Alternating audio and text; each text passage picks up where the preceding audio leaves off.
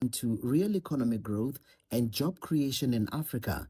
Dr. Blessing Masama is a research specialist at Human Sciences Research Council. Now we need to build skills, relevant skills, to the emerging scholars and youth so that they are able to secure employment in the fast-paced changing world.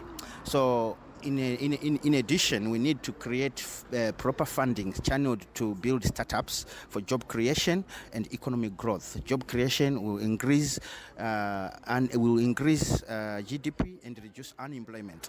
Now, the role of technological transformation to improve productivity and competitiveness in the African economies include harnessing of emerging technologies such as the artificial intelligence and advanced computing. He says there's a need to translate evidence into policy in order to improve productivity and competitiveness in African economies.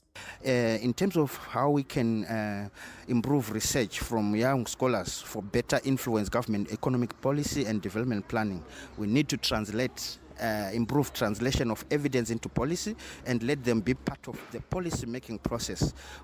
For this to be achieved, we need to create platforms for the youth to be heard, and we need to improve their agency.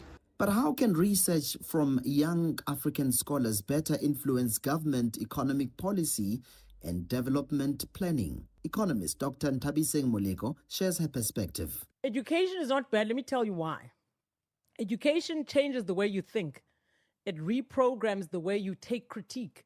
So someone who doesn't know how to handle critique is someone who's never gotten a fail in an essay. You don't know how to handle that type of critique that someone outside. It's not you they're attacking, is that they're saying you can do better here. You need to think differently here.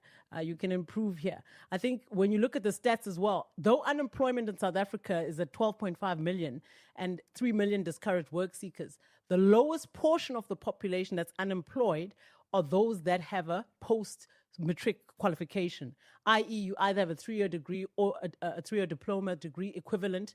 That is the lowest portion that have lowest level of unemployment. Head of Research Mentor Global Zimbabwe, Dr. Wilbert Motoko, says it's time for young people to take up spaces. We need more young people in the boardrooms. We need more young people in research committees. Mm-hmm.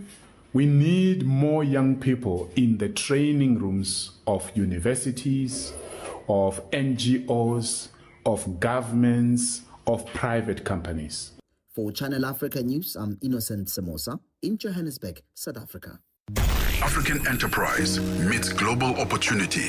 Africa in Business on Channel Africa. It is exactly 4:52 Central African Time. We say bonjour to the Joey Joël. Bonjour à toi, Thami. Bonjour à vous, auditeurs de Channel Africa sur Vue d'Afrique. Tout à l'heure, nous parlerons de la relance du projet de changement constitutionnel par le pouvoir en RDC. Et nous parlerons également du procès de l'assassinat du journaliste Martinez Zogo au Cameroun, mais aussi des États-Unis qui décident de classer les frères musulmans du Soudan comme organisation terroriste. Plusieurs autres sujets politiques, économiques et même sportifs en deuxième partie du magazine avec Jolino Sungu. C'est tout à l'heure sur Vue d'Afrique. Merci de rester connecté. Merci Thami. Merci beaucoup. That's Joel coming up with Vue d'Afrique at the top of the hour. Africa in Business. Africa in Business delivers key insights and real-time updates on Africa's growing markets with Thami Ngubeni. The African Perspective on Channel Africa. Channel Africa. So we close off with this particular story today, or at least a conversation with Absa Investments. We'll be talking this afternoon to Andrew Brink, who is investment strategist at Absa Investments. And this is amid the escalating tensions in the Middle East. And on the light of this, the International Energy Agency is reportedly contemplating its largest ever release of emergency oil reserves. Meanwhile, Harmony Gold has released its interim results for the 6 months ending the 31st of December 2025 on the 11th of March 2026. Andre, good to have you with us as we break these stories down. Good afternoon. Thanks for having me. You know, last week we spoke to your colleague Lindile, and at that time we were focusing on the Middle East tensions. Since then, they have since escalated. Can you please unpack for us how that has affected the markets? Yeah, markets have remained quite volatile as we are seeing those tensions still ongoing. Last week was really a bit of a bloodbath. We saw a sell-off across most of the risk assets, both locally and globally. Also saw gold pulling back, particularly as investors were pricing in the risk of interest rate cuts essentially being taken off the table if these tensions were to persist for a prolonged period of time, and we do see some inflationary pressures creeping back in. But since then, we've seen some commentary by the US president stating that the war may come to an end quite soon. And as you mentioned, we have also seen the discussion of the potential to release some emergency oil reserves. And that has helped to sort of contain oil prices a little bit. We have seen Brent crude prices pulling back from those levels in excess of $100 per barrel to now around $90 per barrel. So seeing some moderate recovery in equity markets after that. But overall, uncertainty still being quite high, and we do expect markets to continue trading quite volatile over the next couple of days. Let's take a look at Harmony Gold. The gold miner, they released their interim results, and looking at those, they doubled the dividend policy. What were the key highlights of that? Yeah, so I think as expected, quite a good set of numbers. Revenue up about 22% year on year, and primarily being supported by the big rise in gold prices that we saw over the period. That also helped to offset a bit of a decline in production. So production was down about 9% over that year on year period. Also saw headline earnings per share rising about 13% year on year. Still seeing a little bit of cost pressures within the business, so all-in sustaining costs are rising just above 20% on the back of that slower production. But despite the increase, we're still seeing costs being maintained within the group's guidance. So that is still a bit of a positive. And then if we just focus on the balance sheet, still looking quite healthy. We are seeing net debt to EBITDA still sitting around that 0.2 times mark.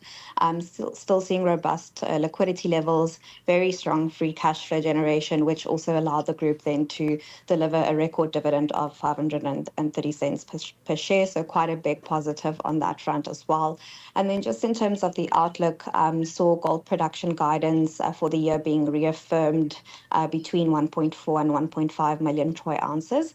So still expecting, that volume momentum to pick up over the second half of the year.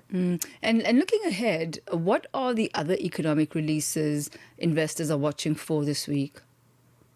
Yeah, key focus will be beyond the US. Earlier today, we did see those inflation numbers for February coming out, but more or less in line with expectations, with headline inflation still sitting at around 2.4%. Still seeing a bit of sticky inflation, particularly in services and the food basket there.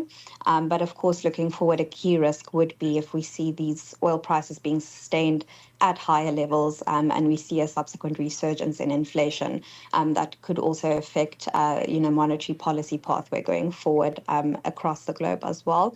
And then later this week, expecting to see a revised estimate of fourth quarter economic growth from the US as well. Initial estimate did come in as a big disappointment to markets, so the economy only growing by about 1.4%, and that really being driven by lower export momentum as well as lower government expenditure, because we had seen the national government shutdown during this period. So overall market expectations for growth for the fourth quarter of 2025 to remain at that 1.4% that we saw in the initial estimate. Andrew Brink, awesome talking to you this afternoon. Thank you, ma'am. Thanks. Bye. Thank you. That's Andrew Brink, investment strategist at Absa Investment, taking us through the latest market developments. It's gone exactly 4:59 Central African time. That's how we, as Africa in Business, come to the end of this Wednesday edition. For myself and the entire team, give yourself a splendid evening further as we hand the reins over now to the French desk and Vue d'Afrique. Restez connectés. Africa Matters. The conversation on climate change.